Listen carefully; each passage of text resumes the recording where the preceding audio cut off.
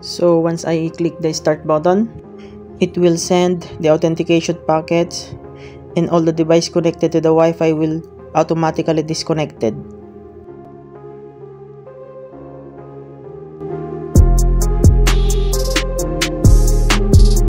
Yo, what is up guys, Prodigy here. So welcome back again to my another YouTube video. So in this video is gagawa ako ng Wi-Fi router using this tiny cheap but powerful ESP8266 Node MCU. So if bago ka lang sa aking channel, please like, share, and subscribe, and click the notification bell button para sa mga susunod na tutorial video. So the first thing to do is plug this into our computer. Just click the link in the description and madali lang itong gawin. Just follow my tutorial. So hindi ko na i-explain.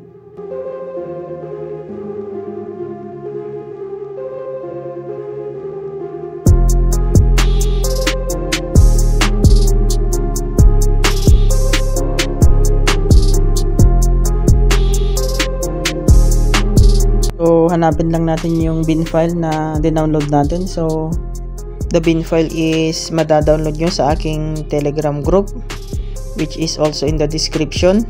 So just click the program button para sa flashing.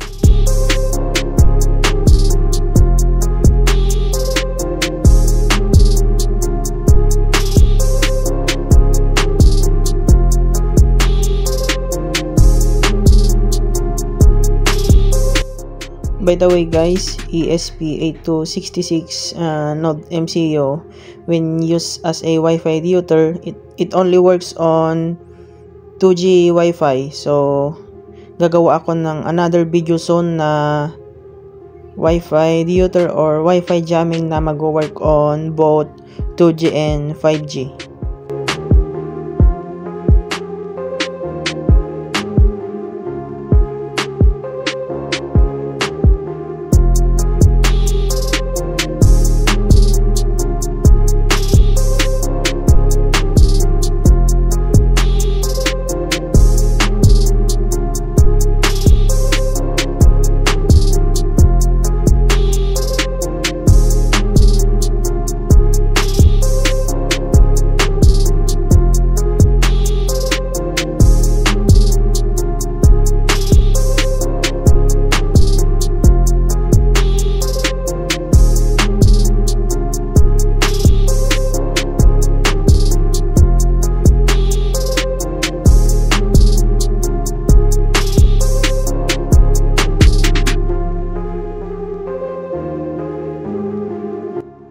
Flashing is done, so i-disconnect lang natin sa ating computer and i-connect natin.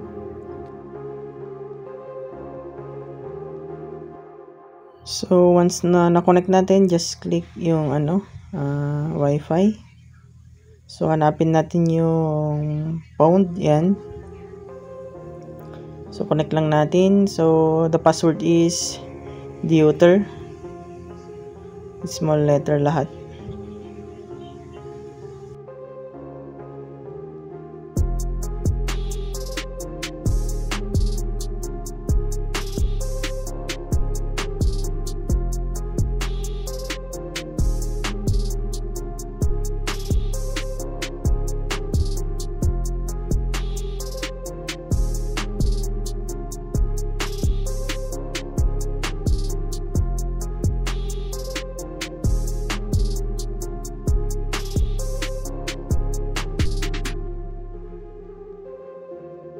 So once na connected na, so punta tayo sa browser, then just input 192.168.4.1, then click enter. So pag ganyan ang lumabas, so huwag kayong mag-alala, punta tayo sa control panel.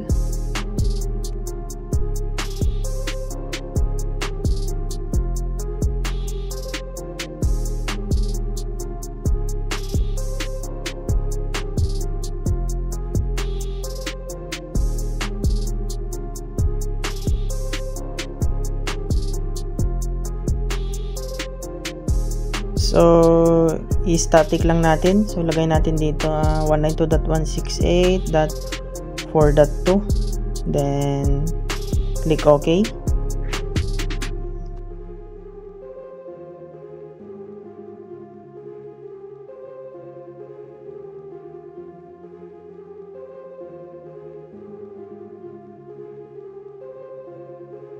So, ayan, working na. Just click the I have read and understood the notice.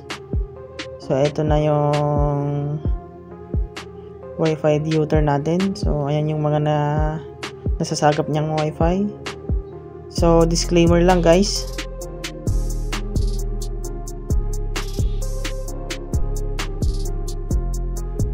So, click lang natin yung Wi-Fi na target natin. Then, click attack. Once I click this start button, so lahat ng connected sa Wi-Fi is madi-disconnect sila. And yung susunod na gagawin ko is using beacon attack. So beacon attack is gagawa siya ng fake access point or fake Wi-Fi. So punta muna ako sa SSIDs.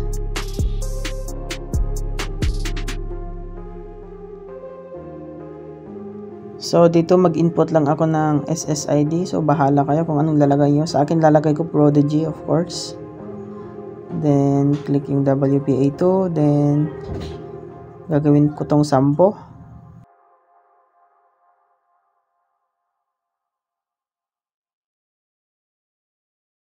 So, nandito na yung fake SSID na ginawa ko. So, i-delete ko yung mga dating SSID na nakalagay dito. Then, let's start the attack.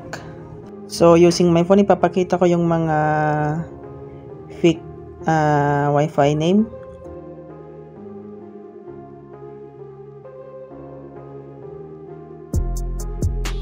So, ayan guys, lumabas na yung mga SSID Wi-Fi na peke. So, sabi ko nga kanina, this Wi-Fi router will not work on 5G. So, nagwo-work lang siya sa 2.4G. So, pag nakakonect yung phone ko or mga device na sa Wi-Fi na target na using 2G is nawawala yung internet na nadi-disconnect siya. If malapit naman ako, nakakonect ako sa 5G, so nakakonect pa rin siya. So, yun lang guys. Thank you for watching and good day. Happy hacking!